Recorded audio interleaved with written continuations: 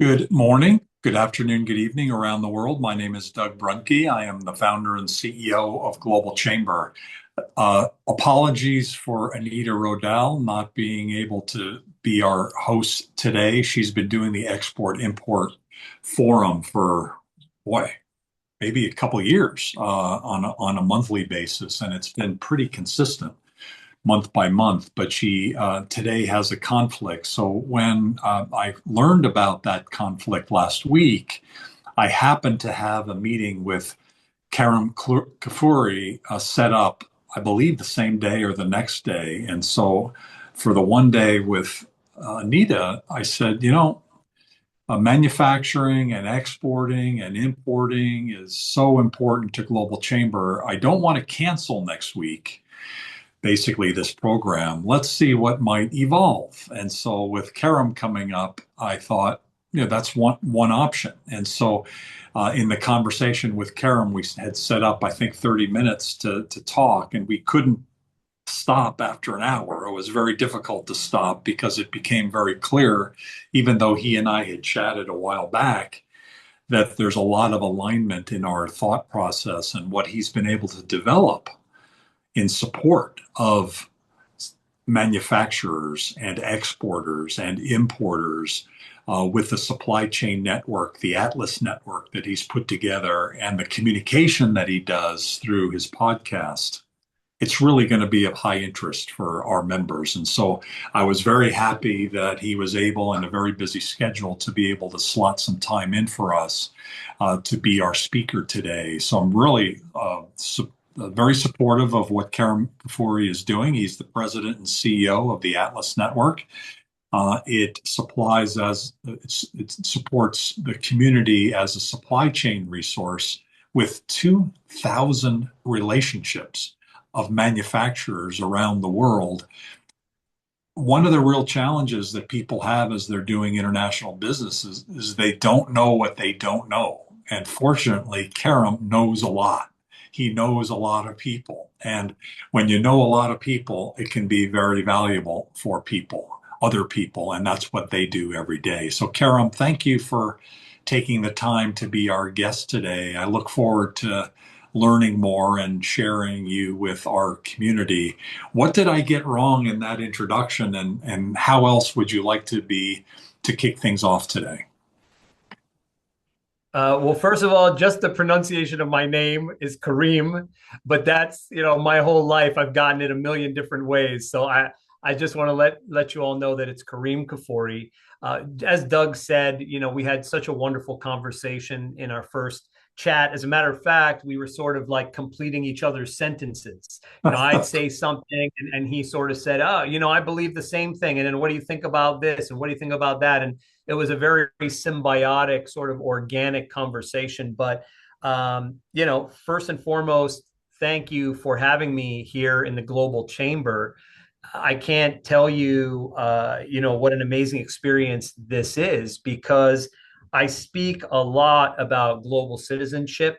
I speak a lot about connecting the dots in the global economy, both on television and in articles, and then obviously in on conference stages as well.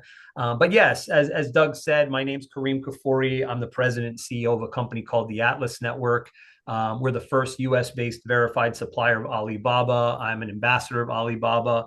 Outside of that, we have a network of 2,000 suppliers that we've built up in within 2 decades, turning ideas into reality, building supply chains, maintaining supply chains, looking to help people navigate disruptions, of which we consistently have many of those, the foreseen and the unforeseen, of course, and really working to essentially help promote the global economy, bridge gaps between nations, between businesses, cultures. That's a big part of what we do too. So, very honored to be here. Happy to take questions. Happy to speak on what we do, how I can be a resource or discuss with you all, any of the challenges, issues, pitfalls you deal with. That we also deal with. We have a commodities group, we have a textiles group, and innovations group. So any real material substrate, we essentially manufacture and oversee an entire end-to-end process, which is the right supplier, eyes and ears on the ground and third party attestation. That's the way to really get a great outcome across industry to industry, product to product. And that's what we've been doing for more than 2 decades. So, I'm happy to kind of go wherever we want to go with the conversation. Any topics, I speak on a lot of different kinds of ideas and topics. And again, just an honor to be here and be with a group of like-minded people who see the world as, their oyster and a scenario to connect the dots globally. Let's start by first understanding who you and your team would like to meet. Who is it that you're helping, and how do you help them in these very turbulent times? It's been described as interesting, exceedingly interesting times, a very unusual period of time. How are you helping people, and who are those people? Yeah, I mean, it really is very situational. So we could help the entrepreneur who's never done anything before, who has no understanding of an industry. They just got a dream.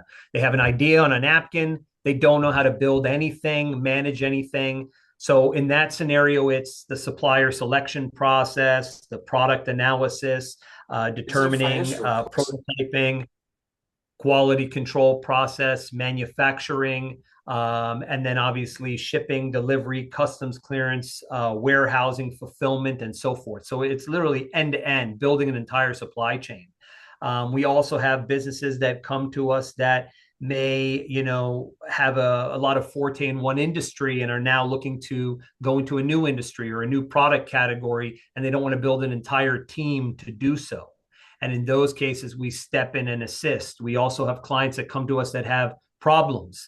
They want to change suppliers. They want to understand how to navigate things like tariffs or best routings, best ways to take certain products to market, re-engineering of products by using different kinds of materials, given the fact that their industry is either having restrictions in materials or costs are surging. And so they want to kind of build a better mousetrap. We can assist in those ways. So the reality of it is that it's very holistic and it's very situational, depending upon the industry, the product, and where the company comes to us. Either a small business, never done anything, a medium-sized business that's looking to scale, or a large business that's looking for opportunities or potentially resolutions to challenges that they're facing in the market. Which regions and which industries do you find to be the best fit typically for the network?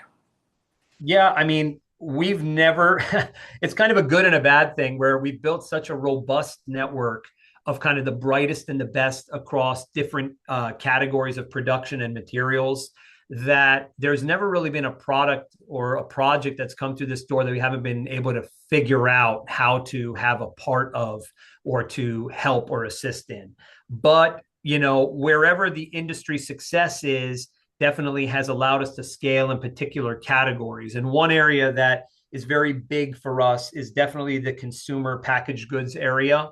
We do a lot in food and beverage. We have about 450 spirits and beverage brands, and we manufacture pretty much everything for them, from their bottles or cans, closures, boxes, and then graduating into even production lines and machinery, building filling tanks, capping, sealing, pasteurization tunnels, all of that kind of stuff that can support that industry, as well as everything else that they may need on and off premise, whether it's luxury goods or apparel or signage and things of that nature. So that industry has been a big area for us, representing millions of dollars of business and tens of millions of units of production in the realm of sort of consumer packaged goods and in that food, beverage, spirits industry area. But have we done, really sensitive things like children's products? Yes. Have we done really complicated robotics and AI related kind of productions? Yes, we have. Have we done, luxury goods? Yes. So there really are different pockets that have kind of come to us through time that we've been able to play within. But where we've had a sweet spot has definitely been in that one general area. But that doesn't dissuade us from taking on different kinds of projects, or being able to help in different ways. Who is it usually that you're working with and your team is working with? What title of a person is the one that's generally the most helpful, the most knowledgeable, and that you connect the most with in terms of the value proposition? Well, I would tell you that for entrepreneurs and the small businesses, the title would be the COAT, which is the CEO of all things. That would be just coining that phrase right off of the bat here. But that would be that group, that person for the small business, 1 to 5 people trying to do something interesting and unique.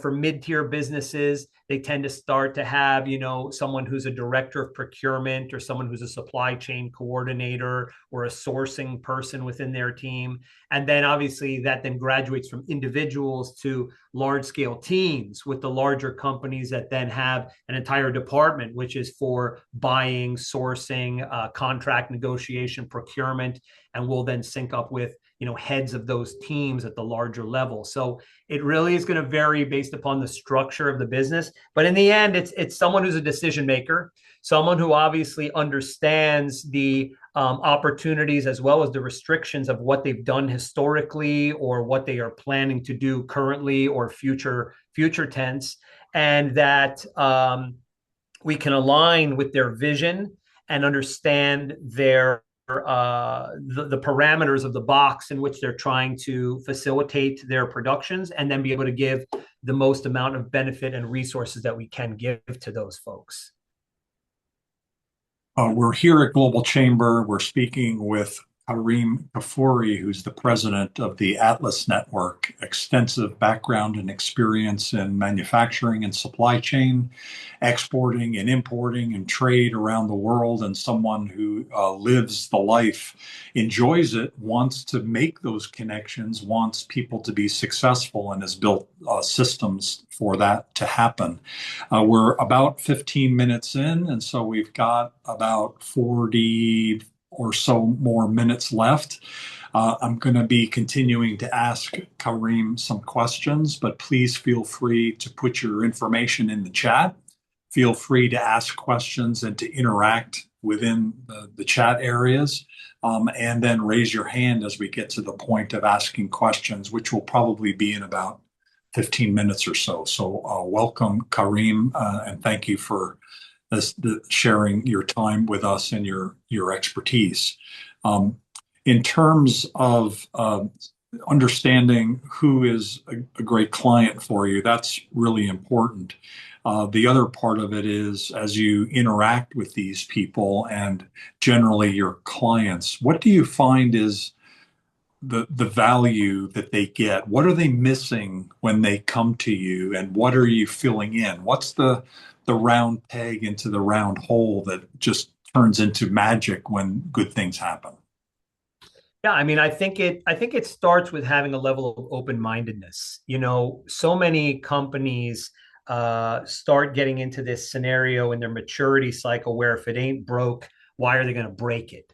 And it's only in those scenarios where they're forced to look inwards where they say, oh, now's the time to really look at an alternative or to redesign this product or to kind of go outside of our comfort zone, because supply chains are not easy to build and manage. And so when you have something that just kind of works, you believe that that may be the best that it can ever be. So there's a re-education process that happens, and that can happen again at the entrepreneurial level, the mid-tier level, or even the large scale level, where you kind of have to shake it up a little bit with some of the businesses that you speak with, and because what they don't know, they don't know.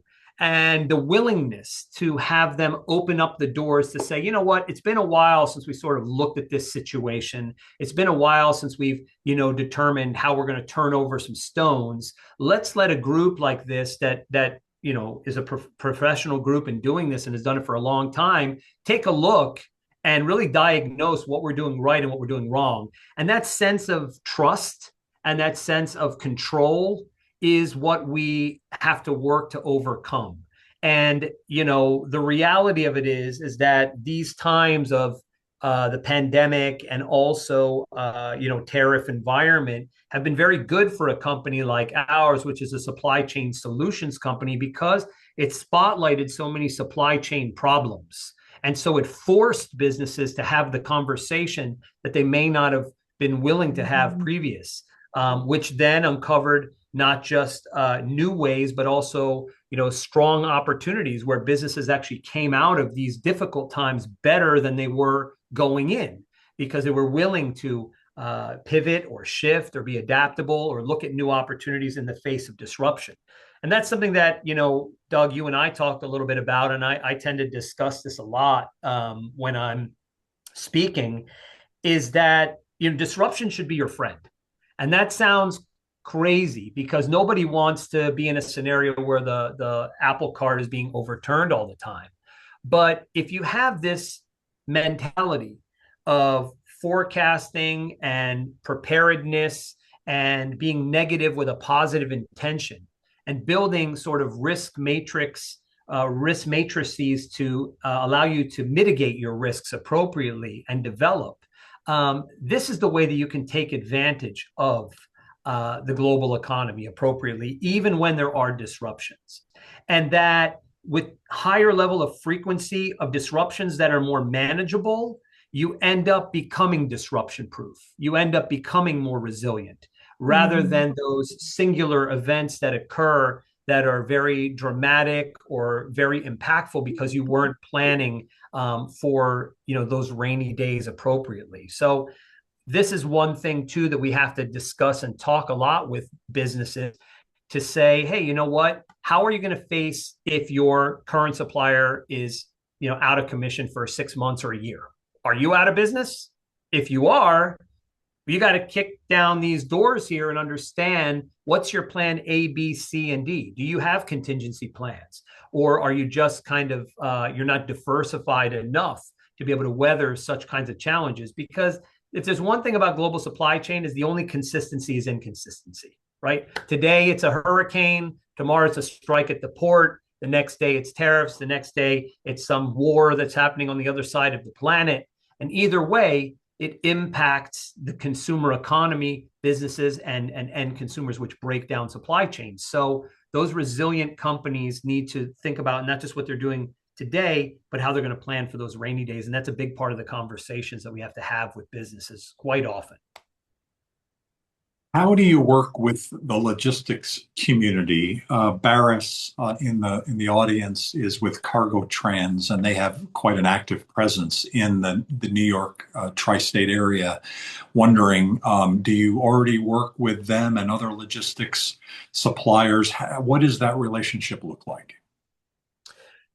Well, in the end of the day, we need to get it from point A to point B, right? So that the consumers are going to, get what they need on time when they need it, so forth. And we know that in scenarios such as the pandemic, one of the largest challenges that existed was the logistics side and basically being able to get, let's say, goods off of the water through the ports and then trucked to the final destination so that people could have what they needed when they went to Walmart every day. They're common goods. And so it's a very critical and important part of the process. I actually speak a lot at some of the conferences like Home Delivery World and otherwise, which focus in on like last mile and the logistical process and how critical and important that is in the market. We work with many different freight forwarders, shipping and logistics companies to ensure that we're getting one, the best rates, two, the best routings, three, that we're accommodating the best in terms of technology for transparency for our customers as well, so that at any moment they can say, well, where are my goods? Well, it's right there on the planet, or it's right here, or it's going through the ports right now or customs, and you're going to have it delivered by X, Y, and Z date so that they can have effective planning too. So working hand in hand with freight forwarders and logistics companies is very, very important, and important for businesses to know how to manage inbound deliveries and sales cycles and inventory needs and all of that. So very, very critical and important. How did you get here? You're obviously very knowledgeable about all of this on a global scale, and you're helping on a global scale. kind of complex. So I understand you have a marketing and international business degree from Washington University in St. Louis. You've got a master's, an MBA at American University, which is that the one in DC? Yes, yes. Okay. And then you've got also executive certifications, including at MIT, and you've done some work at Harvard. So you've got the educational piece of it, and you've got a lot of work experience. Tell us a little bit about your journey and how you did get here. Sure. I mean, I've done a lot of different things. I think as an entrepreneur, that's an important part of our journey and baptism by fire in many, many ways. But I'd probably tell you that the strongest experience for me that really kind of propelled me into the world of global supply chain and building up the Atlas network more than 2 decades ago came from my experience working in the financial sector. So I was at the Securities and Exchange Commission in the Office of International Affairs. I was then at NASD FINRA, also in the DC area, where I ran and managed a lot of their corporate governance and specifically like Sarbanes-Oxley protocols and programs and things of that nature. And the reason why that was important is because it taught me the importance of visibility, transparency, and risk mitigation. Controls, objectives, and so forth, and how to manage to those scenarios, and how this intersected with an entirely different industry, which was global supply chain, which is kind of ironic in many ways. Is right around this time is when Alibaba was really, growing by leaps and bounds.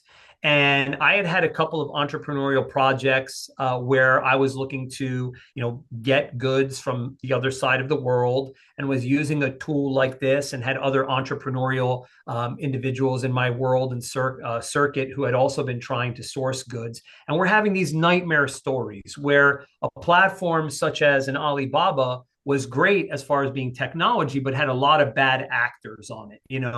Those factories that pose as factories, but they're not. They're really trading companies. There's no recourse when and if things go wrong.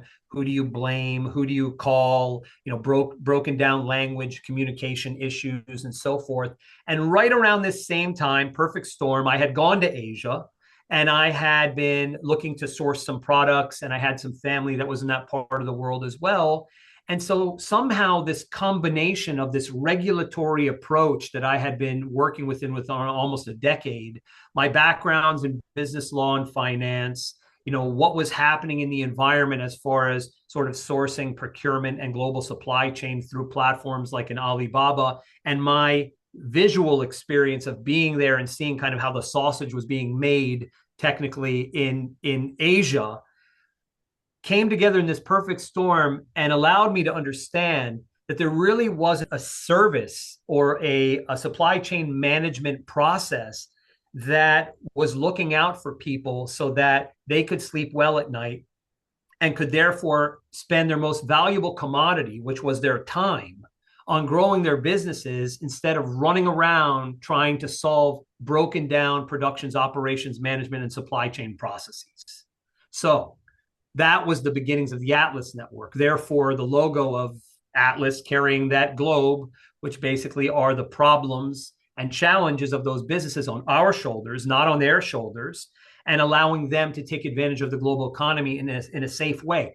But in order to do it and to go across multiple different industries, you had to have a proper process. And that was the development of our own network, where we have a very strict entrance process to be able to be a part of our network of both quantitative and qualitative factors to do an appropriate factory selection. We're consistently bringing in suppliers and taking out suppliers. Then you need those eyes and ears on the ground, because whether you're doing manufacturing in Kentucky or you're doing it in Qingdao, it doesn't make a difference. Manufacturers always are going to look to cut corners, push things along in the production line. Their quality standards are different than yours or the industries, and someone has to hold everybody accountable. So we needed to have staff and team, which we do have on the ground overseas, factory managers, quality control people, engineers, so on. And then finally, just like in the financial markets, and this was a lesson we all learned from the Enrons of the world and the Andersons of the world, is you need to have third-party attestation.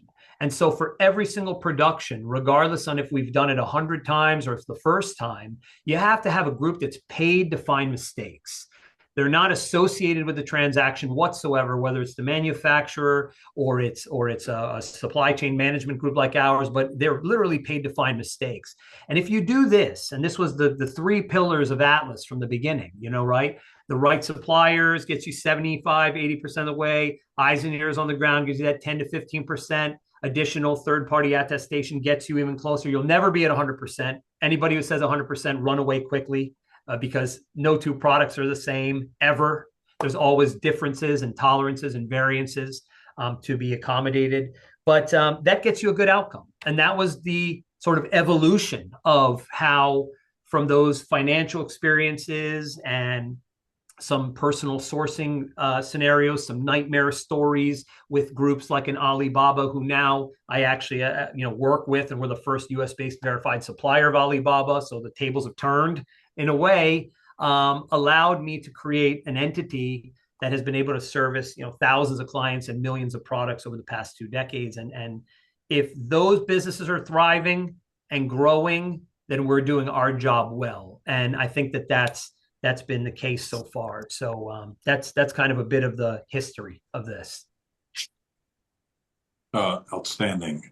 You're all here with Global Chamber, and Kareem Kafuri, president of the Atlas Network, is sharing about the work that they do, the environment that we're all working in, and the solution that they've been able to provide. If you have any questions, please raise your hand, and happy to include you in the conversation. I'll continue. I've got some additional questions that I'd love to be able to ask, but I'd also love to be able to open this up for any of you who have either thoughts or questions and to speak with Kareem. Feel free to raise your hand.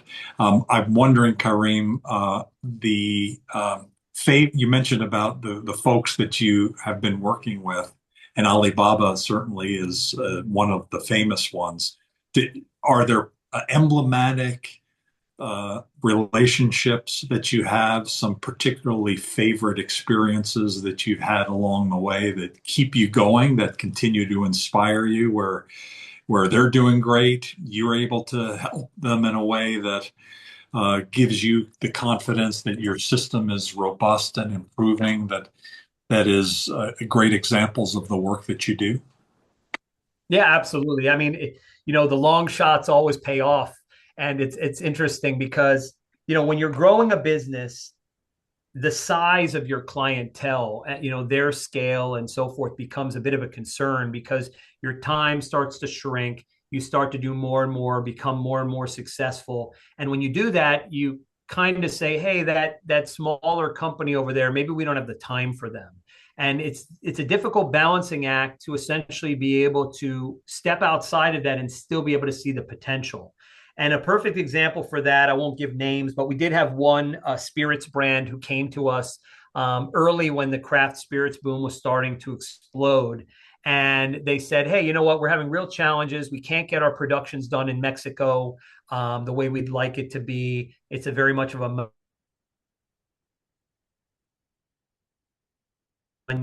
going on down there. They don't have time for us as a smaller group, but we believe we have something special because of A, B, C, and D. Would you be willing to work with us and help us, because we can't maintain sales cycles if they're providing us products, every 9 months. We need these things every quarter in the very least. So we took on the project. It was two entrepreneurs who basically couldn't even rub two nickels together at the time. They were putting, one container order on a credit card, and kind of maxing out their credit in those scenarios. But we said, hey, you know what? Let's take them on. They look really good, really interesting, so on. Well, because we were able to keep up for their product, and because of the fact that we were able to scale them and grow them and allow them to get kind of their bottles on shelves so they could be truly successful, in a span of, I'll say, 2 years, they went from barely having, one container to producing millions and millions of let's say, bottles of their product, and then getting acquired by large scale multinational like Brown-Forman, right? Jack Daniels and so on. And that was because of a proper process. We stepped in, we got them in at a certain time. They would have just kept going during those 2 years with a broken down supply chain and with suppliers who didn't respect what they were trying to do. And we really allowed them to turn the tables and take advantage of the best opportunities that existed in the world at the time, and therefore allowed them to become an acquisition target. And there's a lot of stories like that I've had through the years that I think are quite interesting. And I've also had a lot of nightmare stories too. That's why I don't have a lot of hair on my head, Doug, because of all those nightmare stories. And there are a lot of them, stories from the trenches. And I write a lot about that too. I have a book which is out, which is called Supply Chain Ups and Downs. It's aptly named because that's exactly what it is, ups and downs. It's a roller coaster ride. And those challenges then allow you to then provide a better service for the next business that comes along. But there is a scenario where some business leaders or owners who are outside of their depths try to basically make all of their problems your problems. And that's challenging when it comes to global supply chain, because there's a lot of balls that are kind of being thrown in the air and being juggled at one time. So we've learned through time to really kind of vet out not just a scenario of scale of a business, but caliber of who are the people that are involved. Are they reputable? How do they come to you? Have they come through a referable source? So that when you put in that effort and time, because we have to put in a lot of energy and effort to take on a client and situate them and build them and grow and manage their supply chains, you don't want them to just kind of at the drop of a hat be out there searching in the global market to try to save 5 cents when you've dedicated 6 months or a year to a relationship. So that's also part of it too. Okay, that's interesting. Certainly, that's all something we can all relate to. How do you go through that process, and do you turn business down when you find out certain pieces of information? Absolutely. I mean, I think we would turn down business in the scenario where we just feel as though it's not the right fit as far as us being able to get on the same page with at least the approaches we're trying to take. Because if it's not working from the beginning, it's not going to work when things get complicated. And guess what? Things are always going to get complicated in global supply chain. So if you can't come to terms early on and say, hey, we respect and value what you do. We know where you are. We want to get you here. Are you on board with this ideology? Then, it's probably not going to work out when you get those phone calls or challenges that you have to break some hard news that does happen now and again. So that's part of it. I think the other part too is that it's only respectful to both parties that if you're outside of your depths to say so. And we hate it when suppliers yes us to death, because it's a symbol of basically a big red flag. Can you move the mountain over there? Can you bring me the moon? Yes, yes, yes, yes, yes. Well, that is the supplier you want to run away from as quick as possible, because you want the one that's going to tell you no, and here's why, given 20 years of experience, and so on and so forth. And so we've had to turn down some business, and I think that's the right decision, where something's just out of our comfort zone, out of our territory. We say, you know what, this just really isn't the right fit for us. We'd love to do it. We probably could help you, but it's not going to be something that we feel very strong or confident about. And I think that's the right move in those cases too. You're at Global Chamber at the Export Import Forum. My name's Doug Brunke, and I'm speaking with Karim Kafuri, President of the Atlas Network. We've got about 15 minutes left in the program, and I welcome everyone in the audience to not just continue listening, but if you have any questions or thoughts, please feel free to raise your hand, and happy to get you into the conversation. The We've been through a lot. All of us in global trade, we've had the normal stuff. We've had COVID. We had now tariffs. We have technology changing on a regular basis, and I'm sure I'm leaving out a whole series of things, including war, that happens on a regular basis in different parts of the world. AI is here and it's amazing. It also creates, some challenges, but at least my opinion is that it's going to revolutionize the future of supply chain. How do you feel about that? And what's next with AI? And what are some of the next challenges and opportunities that we have in supply chain? I would say AI is amazingly dangerous. Let's just put it that way. What do I mean by that? It's kind of like, with great power comes great responsibility. And that's exactly where we are today. We're in a place where the kind of the monster's out of the cage and everyone's just saying, hey, let's just kind of see what happens out here. Well, guess what? That was exactly the scenario with 3D printing as well. And then the next thing you knew, people were downloading, the instructions on how to make a 3D printed gun and take it through the airport security. So we need to really understand the guidelines and the guardrails around AI in general, holistically. And this is not just with regards to just its general concept or use. It's also very geographic. What goes in California may not go in New York. What goes in Africa may not go, in South America and things of that nature. So it's almost like IP specific in many ways. And I don't think we figured that out yet. Because there are certain rules and regulations that need to then be applied to particular results on which and how we're going to use AI, especially if we're dealing with things like state taxes, importation, borders, so on and so forth, and automating some of these processes. Um, I think that it is amazing. I think it shortens the learning curve drastically. Working with Alibaba, they've obviously unveiled their AI sourcing platform, which is called Axio. Pretty interesting, very neat. Essentially, you go in there, throw in a couple of keywords and prompts. It'll generate 50 different renderings. It'll find you the 30 factories that can make that potential idea into a reality. And you're sort of like going to the next stage. But the problem is that that's sort of the matching process. Then there's the manage process. And I also don't think we figured that out yet. And that's a key differentiator. So one topic, Doug, that I told you that I speak a lot about is people, process, and innovation. And the third part of that conversation, innovation, is not with regards to what's the technology of the week or the month or otherwise. It's really about the innovation of the mind. Are we ready to be able to adopt and or utilize these technologies in a way that is going to be truly beneficial to our daily lives, our daily work, and the work of the business?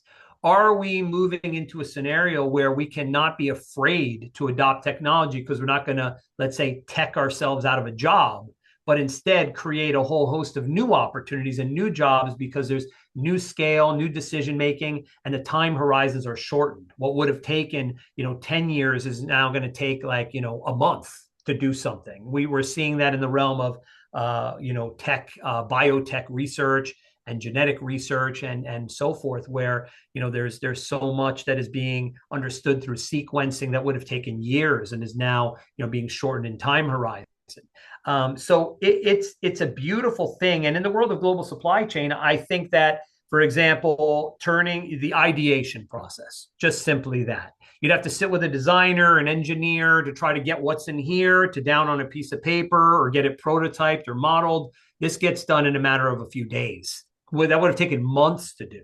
And, you then could basically be able to list these potential products or the renderings and not even produce anything yet, and then basically produce on demand as things are then sold. So these e-com businesses are able to pop up quickly and produce these kind of just-in-time productions, which are kind of fascinating and interesting. And it shortens the production life cycle because you have the supplier, you've got the renderings, you did 3D prototyping quickly. Do you have a market? If you have a market, you can do a pre-sale campaign. You do a pre-sale campaign, you sell a bunch of stuff you don't even have yet.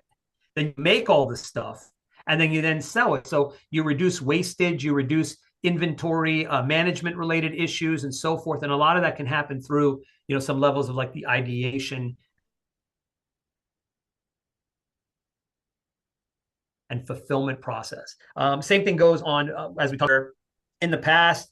humans would have to get up on ladders with little barcode readers and say, hey, how many SKUs do we have of ABC, and so on and so forth. Now you got little drones flying around inside of the warehouse and scanning things and telling you exactly what's going on and letting you know when you're getting to depletion levels against sales forecasts. So you're looking at it and saying, oh, we got 2 widgets left, but our sales forecasts show even if we sell 50% of what we would normally sell, that we need 50 widgets. So we're way undervalued, we're way under the inventory level. So we got to reorder and give you indicators and so forth that allow you to not get to those, out of business moments.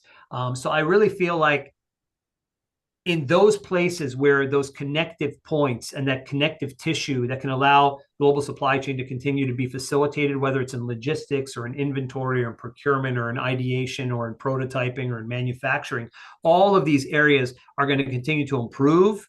And in doing so, we're going to continue to thrive, grow, and shorten the dummy time down. And that's where I think AI is going to be most useful, to kind of shorten that down and then unlock more opportunities because of it. Beautiful.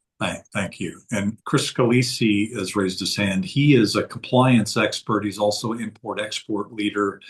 He's Global Chamber, upstate New York, which is where I'm from. Chris, thank you for your support and collaboration. Thanks for being here. What are your thoughts? What question or thought do you No, have?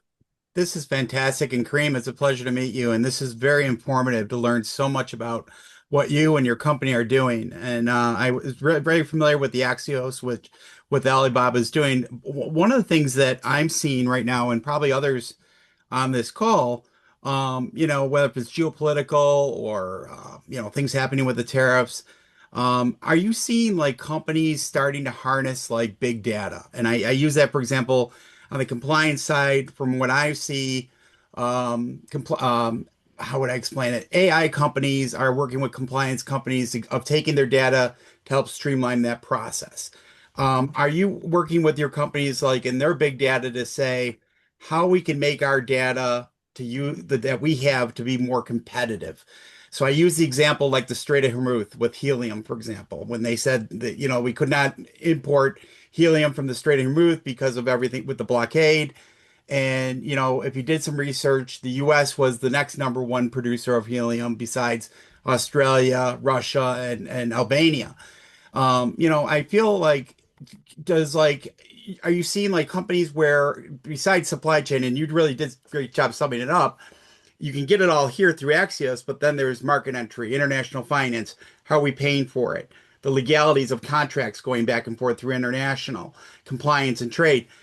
Are you seeing like as there are solutions out there utilizing big data to help these companies walk through that path through these different pillars of trade? Thanks, Dud, for letting me answer. Absolutely. Thank you, Chris, for the question. For sure. I mean, I was recently at Manifest, which is one of the large supply chain conventions in Vegas every year.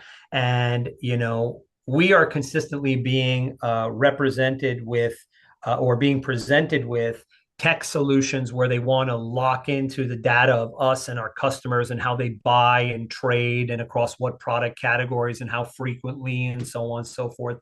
And I do believe that, and many of these companies want to do and offer their solutions to us gratis because they want the data, right? So they want to basically be able to say, hey, we'll come in here and we'll build you some really neat widgets and things you can utilize, but just give us all the information so we can build trend analysis to then know where to go next.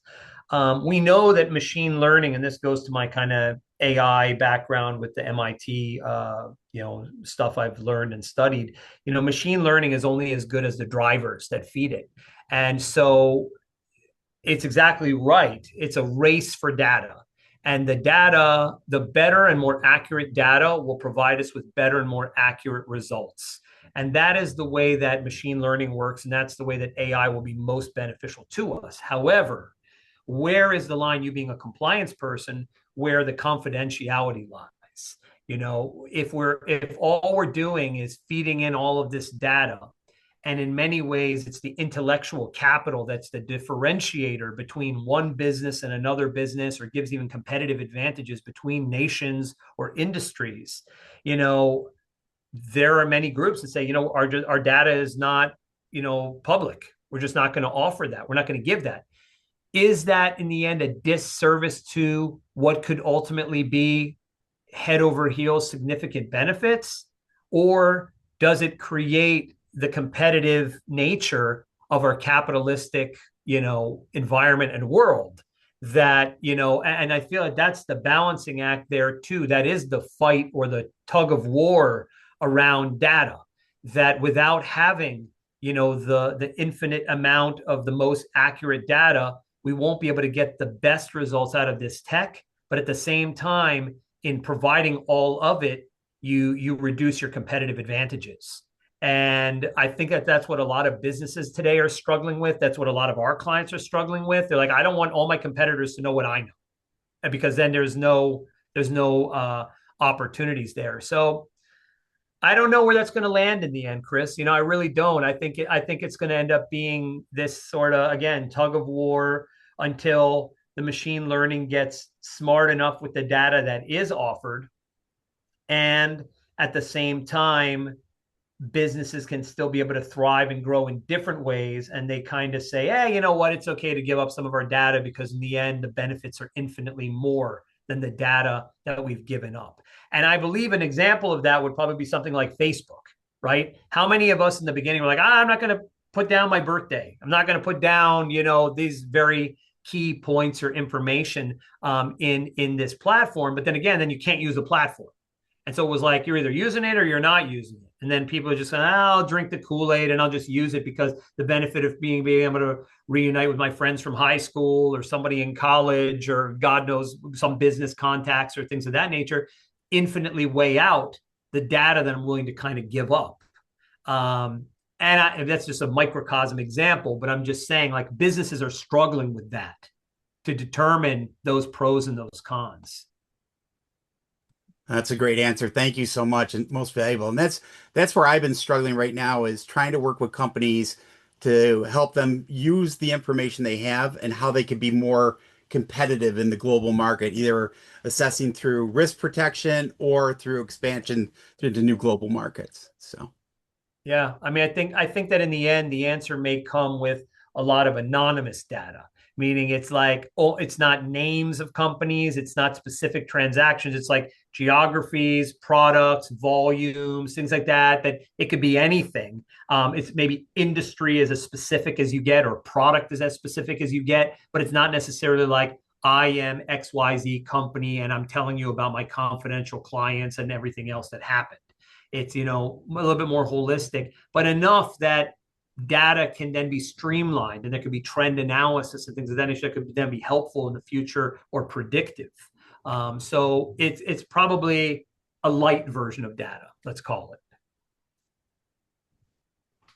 Great thoughts. Thank you.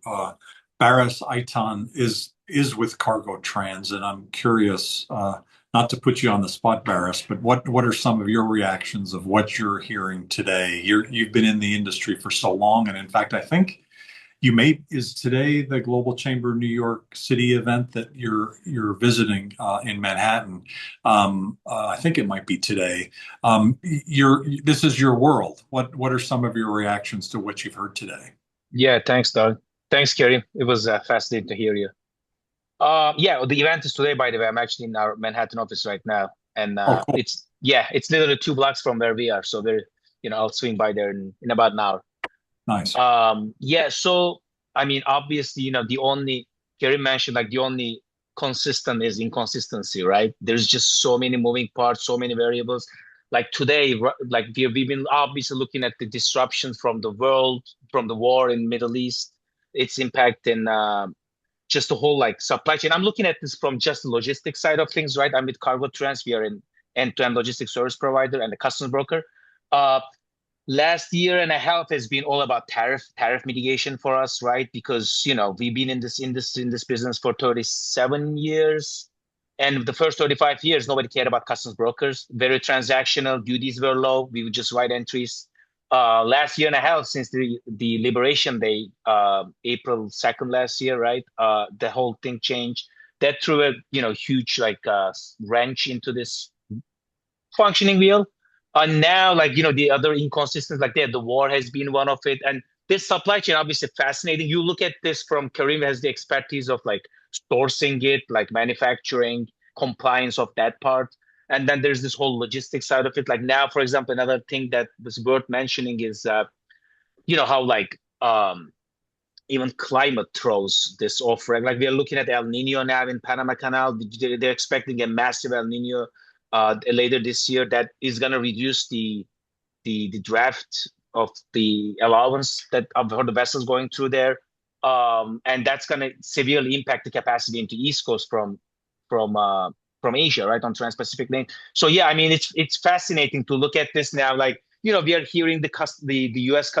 Administration getting stricter on like this like labor, the Chinese labor, the child labor, the inappropriate labor, like they're cracking on that the Uyghur region like harshly.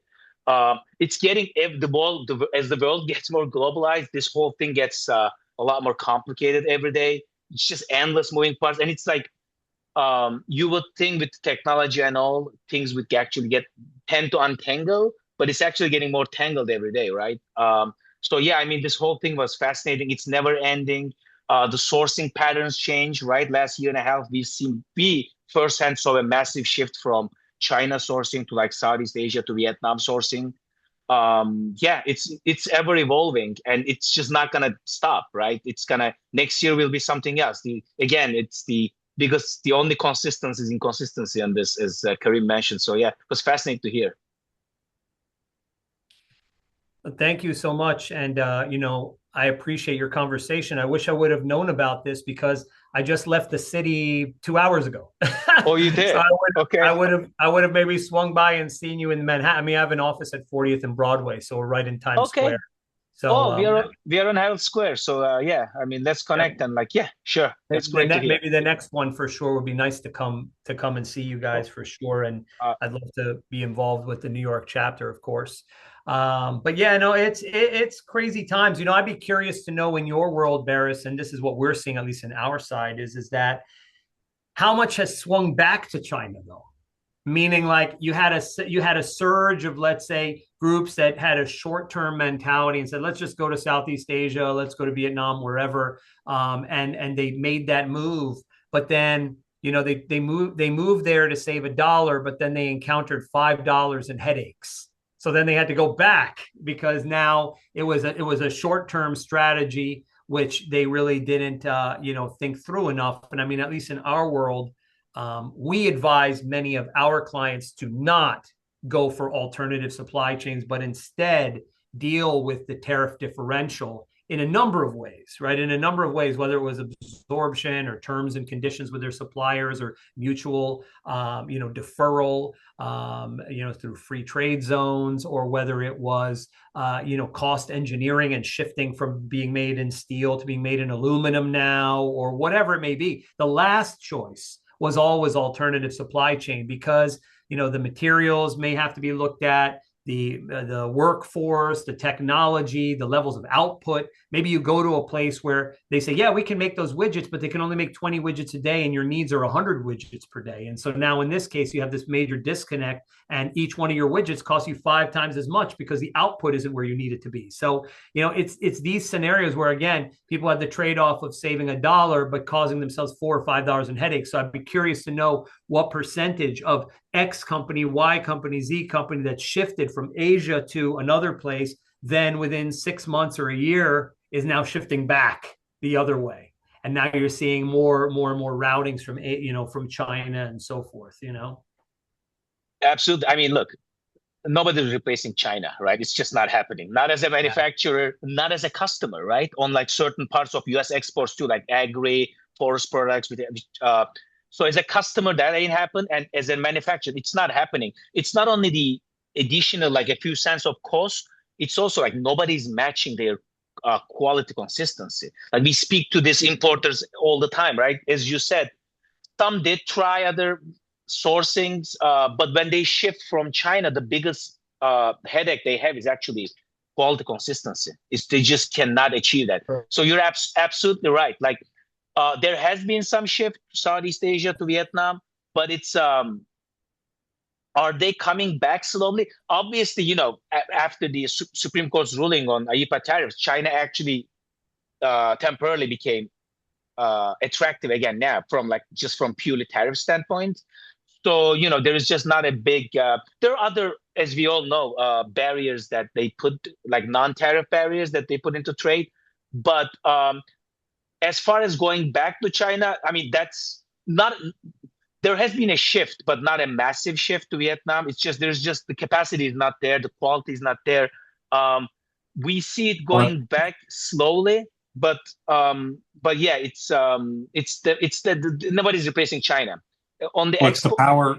It's the Yeah, power of systems, and so when you've got that much experience, whether you read Outliers Yeah. or you recognize, and that's how you started, Kareem, this discussion is the systematic approach that you've developed.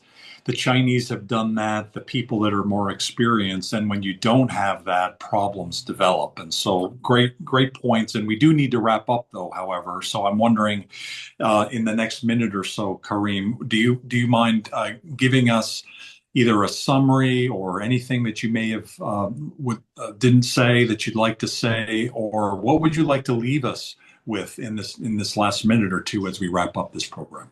Well, first and foremost, I would say that, thank you so much again for the opportunity and for connecting the dots in the global landscape. The world has never been smaller, and technology is a driving force of that, and an open-minded mentality of global citizenship. So I appreciate everything that you're doing here at the Chamber. The other side of it is that, use disruptions as an opportunity. If you really want to be disruption proof, that comes through being agile, being adept, and really learning to seek opportunities in the face of challenge and obstacles, rather than letting it destroy you. Let it evolve you. Let it. That there's a term that says, disrupt or be disrupted, and I think that's a key. That's a key idea here. Outside of that, I mean, honored to be a part of what you're doing here. And if anybody ever needs any kind of help or wants to, converse with me further, you can reach me through my LinkedIn. I also have a website, which is kareemkaffouri.com/connect. And that way you can get on my calendar and so forth. The company is the Atlas Network, theatlasnetwork.com. And, again, true honor to be with you all, and happy to take any questions or meet with any of you all if you'd like to jump on a meeting at some point, in the future here. And I can't thank you enough, Doug. And the book, you've got the one book published and you've got a new one coming out. And I think, actually, now that I think about it, I think Elise Krenzel is someone who's been working with you, who's a member of Global Chamber in Austin, and she's a real big fan of yours. Yeah, Elise helped me put together I'm looking over the wrong shoulder. It's over there. Supply Chain Ups and Downs is the book that I worked on with Elise. And I've got a second book, which is going to be coming out on Simon Schuster in about 7 or 8 months. I'll let you all know about it when it comes out, but I'm excited about that one too. So amazing. Thank you very much. Kareem Kaffouri, the Atlas Network. I appreciate your time and thank you for all the things that you shared with us today in terms of what's next for Global Chamber. It's a Thursday, and we've got several things going on tomorrow, including League of Extraordinaries, which is a members-only connecting, helping each other and supporting each other. It is Global Trade Month, as every month is here at Global Chamber. This month, we're focusing in on GCC region.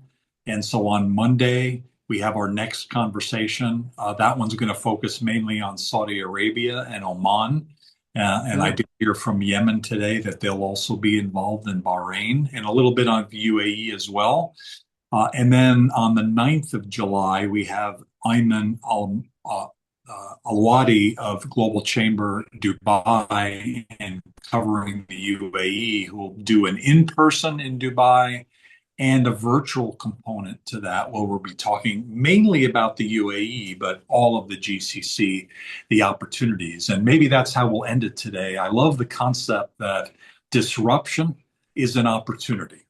And that's what Kareem mentioned earlier today. All of us doing global business are here because we're at least moderately knowledgeable and experienced, and we love to some extent uncertainty, and we have flexibility and resilience, and we keep coming back for more. And we love cross-cultural because otherwise we'd be doing something very simple. It's not simple to do global business, but it sure is a lot of fun, and disruption is an opportunity. Thank you, Kareem. Have a great day, everybody. Thank you, Kareem. Thank you, guys. Appreciate it. Cheers. Thanks, Mila. Appreciate it. Thanks, Chris.